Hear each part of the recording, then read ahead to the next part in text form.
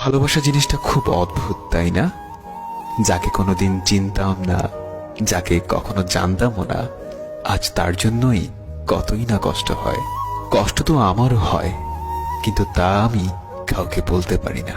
চিৎকার করে কাঁদতে আমারও খুব ইচ্ছে করে, কিন্তু তা আমি কখনোই পারবো না, কারণ আমার কষ্টগুলো বোঝার মতো কেউ নেই।